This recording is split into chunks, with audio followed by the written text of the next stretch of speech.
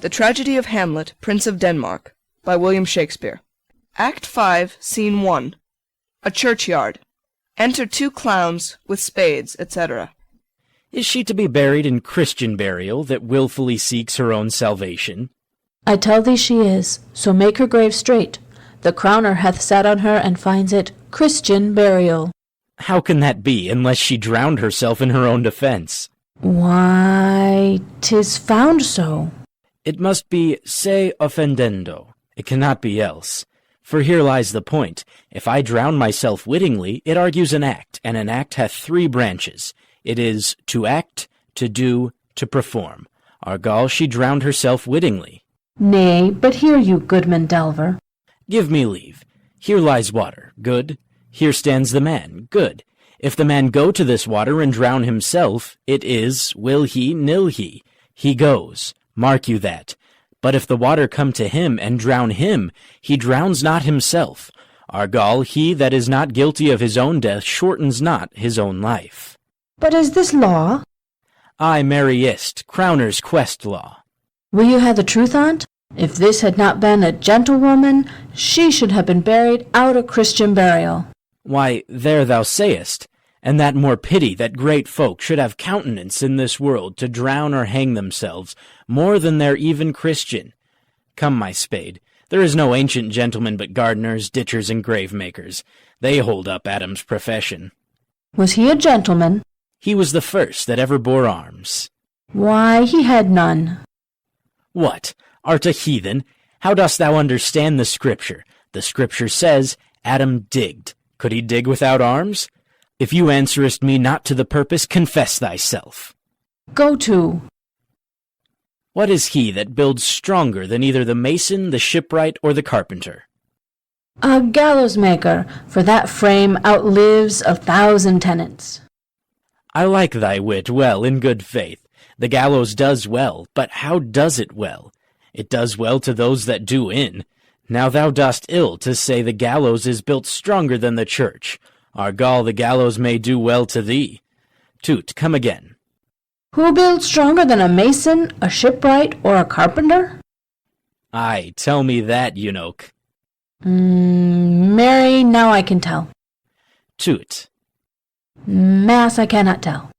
Enter Hamlet and Horatio, at a distance. Cudgel thy brains no more about it, for your dull ass will not mend his pace with beating, and when you are asked this question next, say, a grave-maker. The houses that he makes last till doomsday. Go, get thee to Johann, fetch me a stoup of liquor. Exit second clown. First clown digs and sings. In youth when I did love, me thought it was very sweet to contract, the time for me behove. Oh, me thought there was nothing meet. Has this fellow no feeling of his business, that he sings grave-making? Custom hath made it in him a property of easiness. 'Tis e'en so. The hand of little employment hath the daintier sense. Sings. But age with his stealing steps hath clawed me in his clutch, and hath shipped me into the land, as if I had never been such. Throws up a skull. That skull had a tongue in it, and could sing once. How the knave jowls it to the ground, as if it were Cain's jawbone that did the first murder. It might be the pate of a politician, which this ass now o'erreaches. One that would circumvent God, might it not? It might, my lord. Or of a courtier, which could say, Good morrow, sweet lord. How dost thou, good lord? This might mean by lord, such a one that praised my lord such a one's horse, when he meant to beg in it, might it not? Ay, my lord. Why, e'en so. And now my lady worms, chapless, and knocked about the mazzard with a sexton's spade. Here's fine revolution, and we add the trick deceit. Did these bones cost no more the breeding, but to play at loggards with them? Mine ache to think on't. Sings. A pickaxe and a spade for a shrouding sheet. Oh, a pit of clay to be made for such a guest is meet. Throws up another skull. There's another. Why may not that be the skull of a lawyer? Where be his quiddities now, his quillets, his cases, his tenures, and his tricks? Why does he suffer this rude knave now to knock him about the sconce with a dirty shovel, and will not tell him of his action of battery? This fellow might be in time a great buyer of land, with his statues, his recognizances, his fines, his double vouchers, his recoveries. Is this the fine of his fines, and the recovery of his recoveries, to have his fine pate full of fine dirt? Will his vouchers vouch him no more of his purchases? And double ones too, than the length and breadth of a pair of indentures. The very conveyances of his land will hardly lie in this box. And must the interior himself have no more, huh? Not a jot more, my lord. Is not parchment made of sheepskins? Ay, my lord, and of calf-skins too. They are sheep and calves which seek out assurance in that. I will speak to this fellow. Whose grave is this, sirrah? Mine, sir. Sings. Oh, a pit of clay to be made for such a guest is meet. I think it be thine indeed, for thou liest in't. You lie out on't, sir, and therefore it is not yours. For my part, I do not lie in it, and yet it is mine. Thou dost lie in't, to be in't, and say it is thine. 'Tis for the dead, not for the quick. Therefore thou liest. 'Tis a quick lie, sir, 'twill away again from me to you. What man dost thou dig it for? For no man, sir. What woman, then? For none neither. Who is to be buried in't? One that was a woman, sir, but, rest her soul, she's dead. How absolute the knave is. We must speak by the card, or equivocation will undo us. By the Lord, Horatio, these 3 years I have taken note of it. The age is grown so picked that the toe of the peasant comes so near the heel of the courtier he gaffs his kibe. How long hast thou been a grave-maker? Of all the days of the year, I came to it that day that our last king Hamlet overcame Fortinbras. How long is that since? Cannot you tell that? Every fool can tell that. It was the very day that young Hamlet was born, he that is mad and sent into England. Ay, marry, why was he sent into England? Why, because he was mad. He shall recover his wits there, or, if he do not, it's no great matter there. Why? 'Twill not be seen in him there. There the men are as mad as he. How came he mad? Very strangely, they say. How strangely? Faith, e'en with losing his wits. Upon what ground? Why, here in Denmark. I have been sexton here, man and boy, 30 years. How long will a man lie in the earth ere he rot? If he be not rotten before he die, as we have many pocky courses nowadays that will scarce hold the laying in, he will last you some 8 or 9 year. A tanner will last you 9 year. Why he more than another? Why, sir, his hide is so tanned with his trade that he will keep out water a great while, and your water is a sore decayer of the horse and dead body. Here's a skull now. This skull has lain in the earth 23 years. Whose was it? A horse and mad fellow's it was. Whose do you think it was? Nay, I know not. A pestilence on him for a mad rogue. I poured a flagon of Rhenish on my head once.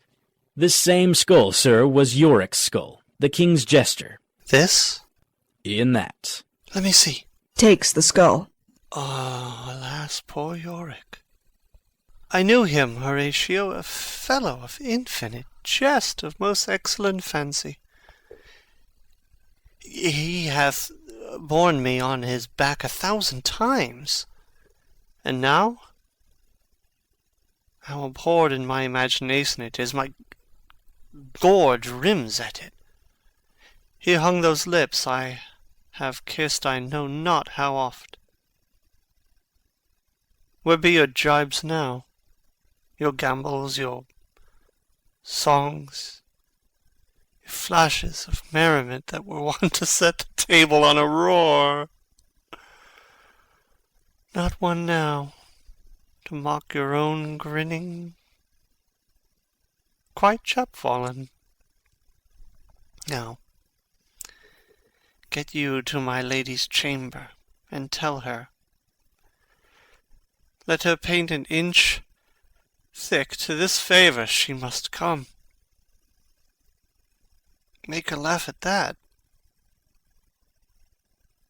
Prithee, Horatio, tell me one thing. What's that, my lord? Dost thou think Alexander looked o' this fashion in the earth? E'en so. And smelt so? Oh! Puts down the skull. E'en so, my lord. To what base uses we may return, Horatio? Why may not imagination trace the noble dust of Alexander, till he find it stopping a bunghole? 'Twere to consider too curiously to consider so. No, faith, not a jot. But to follow him thither with modesty enough, and likelihood to lead it. As thus, Alexander died, Alexander was buried. Alexander returneth into dust, the dust is of earth. Of earth we make loam. And why of that loam, whereto he was converted, might they not stop a beer barrel? Imperious Caesar, dead, turned to clay, might stop a hole to keep the wind away. Oh, that earth, which kept the world in awe, should patch a wall to expel the winter flaw. Soft, but soft aside, here comes the king. Enter priest, etc. in procession. The corpse of Ophelia, Laertes, and mourners following. King Claudius, Queen Gertrude, their trains, etc. The queen, the courtiers, who is they follow? And with such maimed rites, this doth betoken the course they follow did with desperate hand fordo its own life. 'Twas of some estate. Couch we a while and mark. Retiring with Horatio. What ceremony else? That is, Laertes, a very noble youth. Mark. Her obsequies have been as far enlarged as we have warranties. Her death was doubtful. And, but that great command o'ersways the order, she should in ground unsanctified have lodged till the last trumpet. For charitable prayers, shards, flints and pebbles should be thrown on her. Yet here she is allowed her virgin rites, her maiden struments, and the bringing home of bell and burial. Must there no more be done? No more be done. We should profane the service of the dead to sing a requiem and such rest to her as to peace-parted souls. Lay her in the earth, and from her fair and unpolluted flesh may violets spring. I tell thee, churlish priest, a ministering angel shall my sister be when thou liest howling. What's a fair Ophelia? Sweets to the sweet, farewell. Scattering flowers. I hoped thou shouldst have been my Hamlet's wife. I thought thy bride bed to have decked, sweet maid, and not have strewed thy grave. Oh, treble woe fall 10 times treble on that cursed head, whose wicked deed thy most ingenious sense deprived thee of. Hold off the earth awhile, till I have caught her once more in mine arms. Leaps into the grave. Now, pile your dust upon the quick end, dead, till of this flat a mountain you have made, to o'ertop old Pelion, or the skyish head of blue Olympus. Advancing. What is he whose grief bears such an emphasis? whose phrase of sorrow conjures the wandering stars and makes them stand like wonder-wounded hearers. This is I, Hamlet the Dane. Leaps into the grave.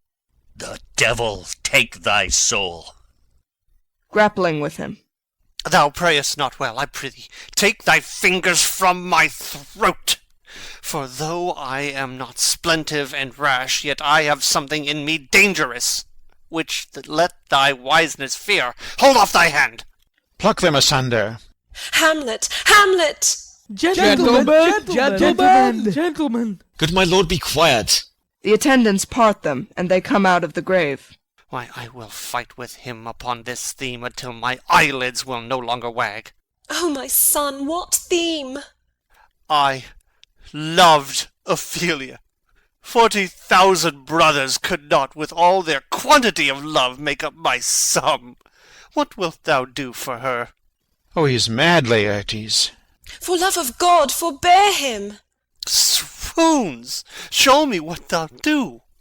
Would weep, would fight, would fast, wouldst tear thyself, would drink up easel, eat a crocodile, I'll do't. Dost thou come here to whine, to outface me with leaping in her grave? Be buried quick with her, and so will I. And if thou prate of mountains, let them throw millions of acres on us, till our ground, singeing his pate against the burning zone, make Ossa like a wart. Nay, and thou'lt mouth, I'll rant as well as thou. This is mere madness, and thus a while the fit will work on him. Anon, as patient as the female dove, when that her golden couplets are disclosed, his silence will sit drooping. Hear you, sir. What is the reason that you use me thus? I loved you ever. But it is no matter, let Hercules himself do what he may. The cat will mew, and dog will have his day. Exit Hamlet. I pray you, good Horatio, wait upon him. Exit Horatio. To Laertes. Strengthen your patience in our last night's speech. We'll put the matter to the present push. Good Gertrude, set some watch over your son. This grave shall have a living monument. An hour of quiet shortly shall we see. Till then, in patience our proceeding be. Exeunt. Scene 2. A hall in the castle. Enter Hamlet and Horatio. So much for this, sir. Now shall you see the other. You do remember all the circumstance? Remember it, my lord? Sir, in my heart there was a kind of fighting that would not let me sleep. Methought I lay worse than the mutines in the bilboes. Rashly, and praise be rashness for it, let us know. Our indiscretion sometimes serves us well, when our deep plots do pall, and that should teach us there's a divinity that shapes our ends. Rough hew them how we will. That is most certain.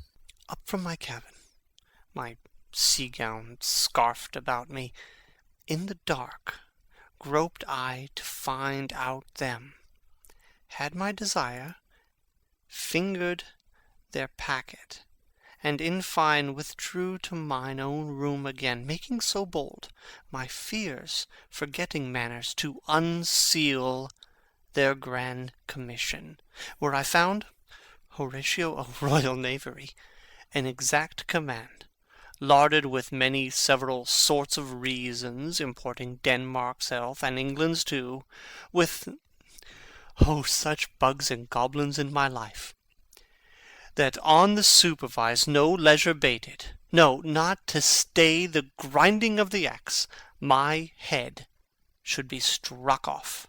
Is't possible? Here's the commission. Read it at more leisure.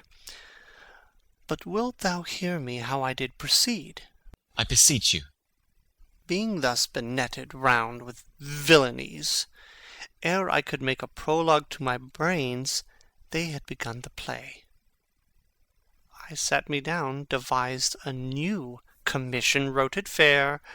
I once did hold it, as our statists do, a baseness to write fair, and laboured much how to forget that learning. But, sir, now It did me yeoman's service.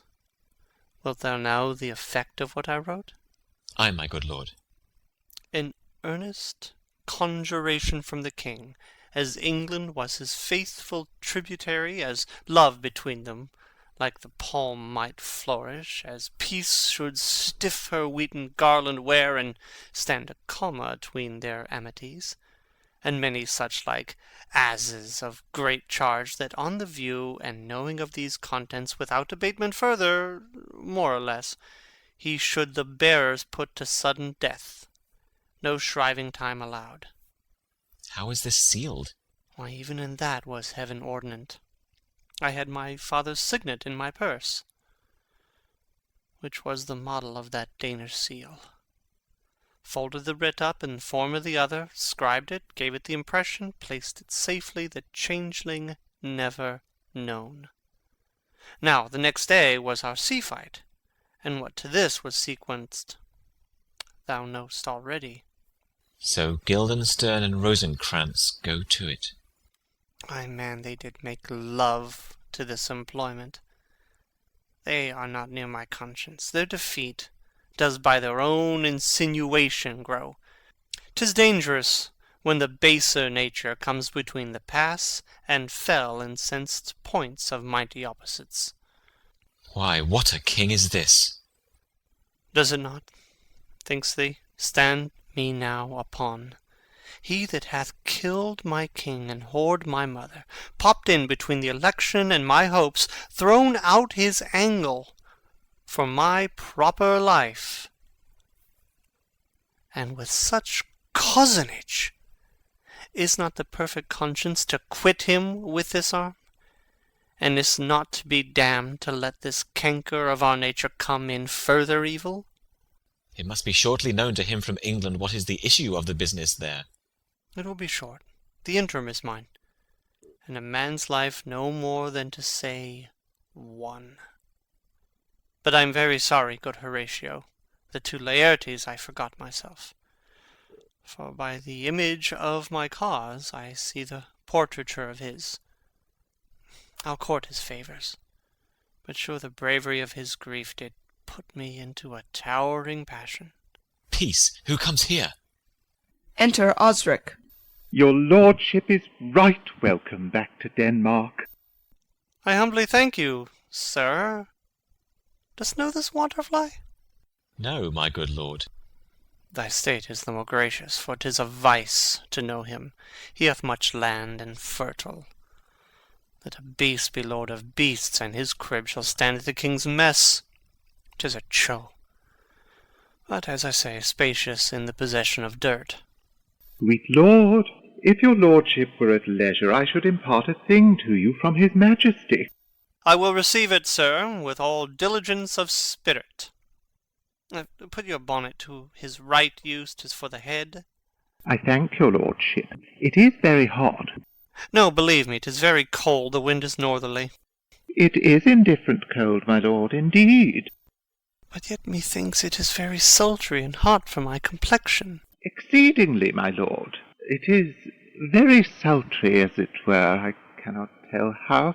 But, my lord, his majesty bade me signify to you that he has laid a great wager on your head. Sir, this is the matter. I beseech you, remember...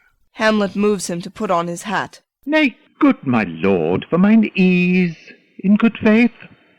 Sir, here is newly come to court Laertes, believe me, an absolute gentleman, full of most excellent differences, of very soft society, and great showing. Indeed, to speak feelingly of him, he is the card or calendar of gentry, for you shall find in him the continent of what part a gentleman would see. Sir, his definement suffers no perdition in you, though I know to divide him inventorially would dizzy the arithmetic of memory, and yet by yaw neither, in respect of his quick sale. But in the verity of extolment I take him to be a soul of great article, and his infusion of such dearth and rareness as, to make true diction of him, his semblance is his mirror, and who else would trace him his umbrage, nothing more. Your lordship speaks most infallibly of him. The concern is, sir, why do we wrap the gentleman in our more raw breath? Sir? It's not possible to understand in another tongue. You will do it, sir, really. What imports the nomination of this gentleman? Of Laertes? His purse is empty already. All's golden words are spent. Of him, sir. I know you are not ignorant. I would you did, sir, yet in faith if you did, it would not much approve me. Well, sir? You are not ignorant of what excellence Laertes is. I dare not confess that, lest I should compare with him in excellence, but to know a man well were to know himself. I mean, sir, for his weapon, but in the imputation laid on him by them, in his meed he's unfellowed. What's his weapon? Rapier and dagger. That's two of his weapons, but, well... The king, sir, hath wagered with him 6 Barbary horses, against the which he has imponed, as I take it, 6 French rapiers and poniards with their assigns, as girdles, hangers, and so. 3 of the carriages, in faith, are very dear to fancy, very responsive to the hilts, most delicate carriages, and of very liberal conceit. What call you the carriages? I knew you must be edified by the margin ere you had done. The carriages, sir, are the hangers. The phrase would be more germane to the matter. If he could carry cannon by our sides, I would it might be hangers till then. But on, 6 Barbary horses against 6 French swords, their assigns, and 3 liberal conceited carriages, that's the French bet against the Danish. Why is this imponed, as you call it? The king, sir, hath laid that in a dozen passes between yourself and him he shall not exceed you 3 hits. He hath laid on 12 for 9, and it would come to immediate trial if your lordship would vouchsafe the answer. How if I answer no? I mean, my lord, the opposition of your person in trial. Sir, I will walk here in the hall. If it please his majesty, 'tis the breathing time of day with me. Let the foils be brought, the gentleman willing, and the king hold his purpose. I will win for him, and I can. If not, I will gain nothing but my shame and the odd hits. Shall I redeliver you in so? To this effect, sir, after what flourish your nature will. I commend my duty to your lordship. Yours, yours. Exit Osric. He does well to commend it himself. There are no tongues else for his turn. This lapwing runs away with the shell on his head. He did comply with his dug before he sucked it. Thus has he, and many more of the same bevy that I know the dressy age dotes on, only got the tune of the time and outward habit of encounter. A kind of yesty collection, which carries them through and through the most fond and winnowed opinions, and do but blow them to their trial. Their bubbles are out. Enter a lord. My lord, his majesty commended him to you by young Osric, who brings back to him that you attend him in the hall. He sends to know if your pleasure holds a play with Laertes, or that you will take longer time. I am constant to my purpose. They follow the king's pleasure. If his fitness speaks, mine is ready, now or whensoever, provided I be so able as now. The king and queen and all are coming down. In happy time. The queen desires you to use some gentle entertainment to Laertes before you fall to play. She well instructs me. Exit lord. You will lose this wager, my lord. I do not think so. Since he went into France, I have been in continual practice. I shall win at the odds. But thou wouldst not think how ill all's here about my heart. But it is no matter. Nay, good my lord. It is but foolery. But it is such a kind of gain-giving as would perhaps trouble a woman. If your mind dislike anything, obey it. I will forestall their repair hither, and say you are not fit. Not a whit. We defy augury. There's a special providence in the fall of a sparrow. If it be now, 'tis not to come. If it be not come, it will be now. If it be not now, yet it will come. The readiness is all. Since no man has aught of what he leaves, what is't to leave betimes? Enter King Claudius, Queen Gertrude, Laertes, lords, Osric, and attendants with foils, etc. Come, Hamlet, come and take this hand from me. King Claudius puts Laertes' hand into Hamlet's. Give me your pardon, sir. I've done you wrong, but pardoned, as you are a gentleman the presence knows. And you must needs have heard how I am punished with sore distraction. What I have done, that might your nature, honour, and exception roughly awake, I here proclaim was madness. Was't Hamlet wronged Laertes? Never, Hamlet. If Hamlet from himself be ta'en away, and when he's not himself does wrong Laertes, then Hamlet does it not. Hamlet denies it. Who does it then? 'Tis madness. If it be so, Hamlet is of the faction that is wronged. His madness is poor Hamlet's enemy. Sir, in this audience, let my disclaiming from a purposed evil free me so far in your most generous thoughts, that I have shot mine arrow o'er the house, and hurt my brother. I am satisfied in nature, whose motive, in this case, should stir me most to my revenge.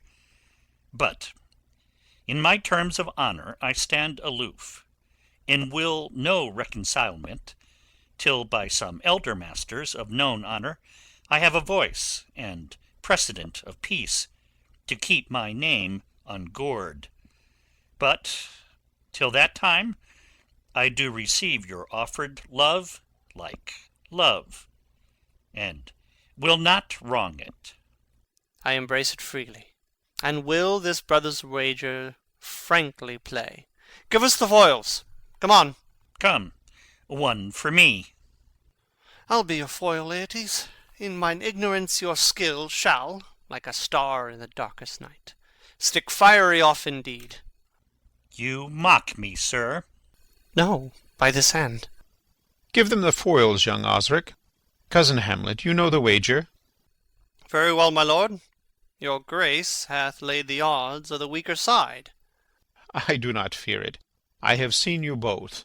But since he is bettered, we have therefore odds. This is too heavy.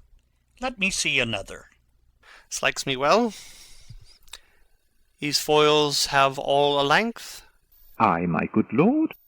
Set me the stoups of wine upon that table. If Hamlet give the first or second hit, or quit in answer of the third exchange, let all the battlements their ordnance fire. The king shall drink to Hamlet's better breath, and in the cup an union shall he throw, richer than that which 4 successive kings in Denmark's crown have worn. Give me the cups, and let the kettle to the trumpet speak, the trumpet to the cannoneer without, the cannons to the heavens to earth. Now the king dunks to Hamlet. Come, begin, and you the judges bear a wary eye. Come on, sir. Come, my lord. They play. 1. No. Judgment. A hit. A very palpable hit. Well, again. Stay, give me drink. Hamlet, this pearl is thine. Here's to thy health. Trumpets sound, and cannon shot off within. Give him the cup. I'll play this bout first. Sit by a while. Come. They play. Another hit. What say you? A touch. A touch, I do confess. Our son shall win. He's fat and scant of breath.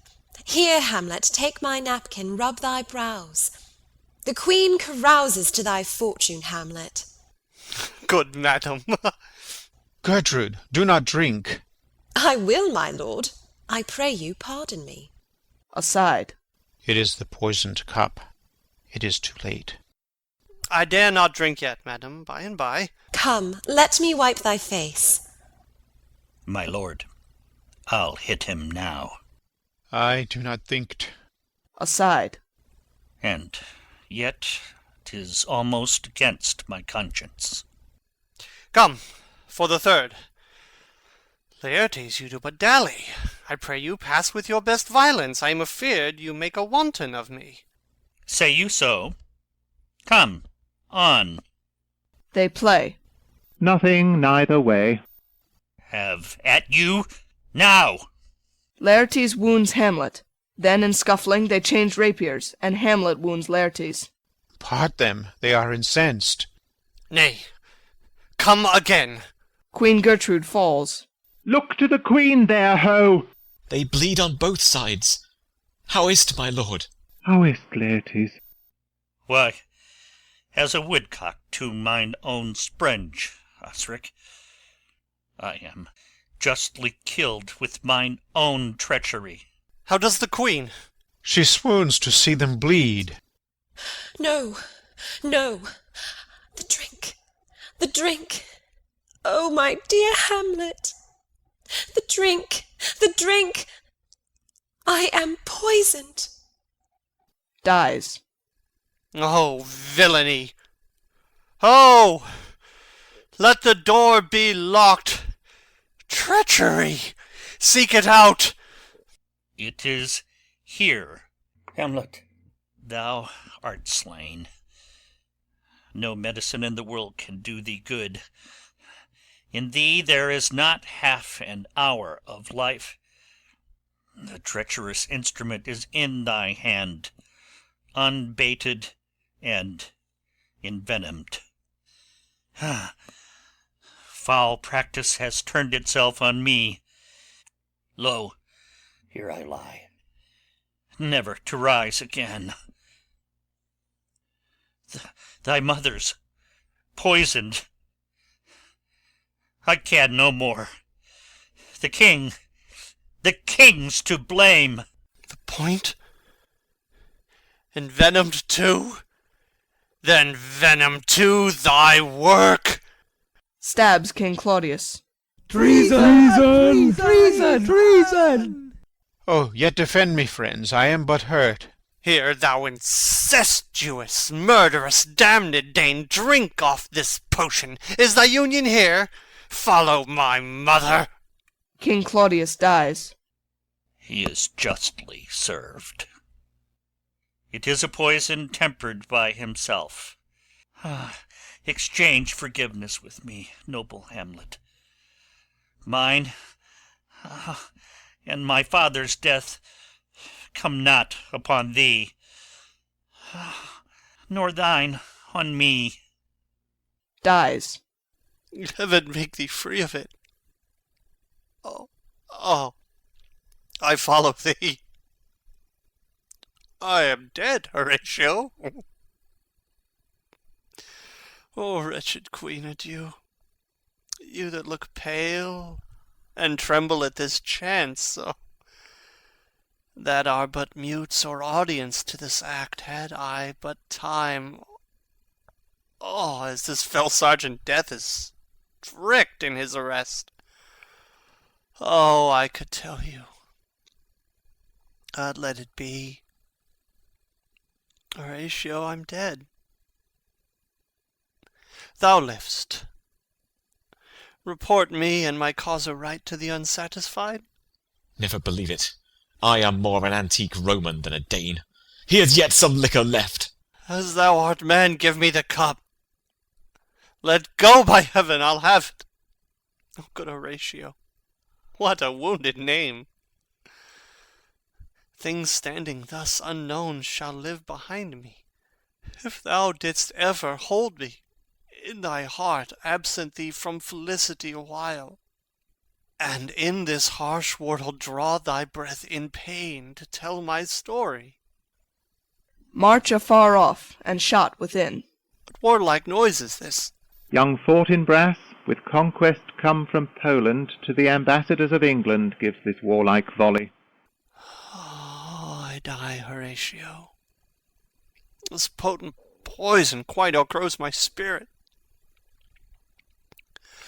I cannot live to hear the news from England, but I do prophesy the election lights on Fortinbras. He has my dying voice, so tell him.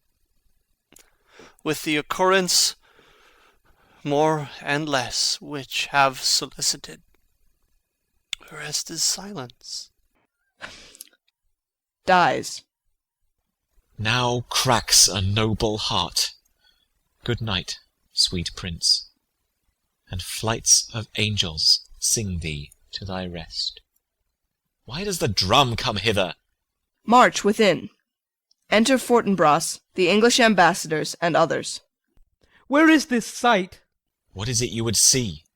If aught of woe or wonder, cease your search. This quarry cries on havoc. Oh, proud death, what feast is toward in thine eternal cell, that thou so many princes at a shot so bloodily hast struck? The sight is dismal, and our affairs from England come too late. The ears are senseless that should give us hearing. To tell him his commandment is fulfilled, that Rosencrantz and Guildenstern are dead, where should we have our thanks? Not from his mouth, had it the ability of life to thank you. He never gave commandment for their death. But since, so jump upon this bloody question, you from the Polack wars, and you from England, are here arrived, give order that these bodies, high on a stage, be placed to the view. And let me speak to the yet unknowing world how these things came about. So shall you hear of carnal, bloody, and unnatural acts, of accidental judgments, casual slaughters, of deaths put on by cunning and forced cause, and, in this upshot, purposes mistook, fallen on the inventors' heads. All this can I truly deliver. Let us haste to hear it, and call the noblest to the audience.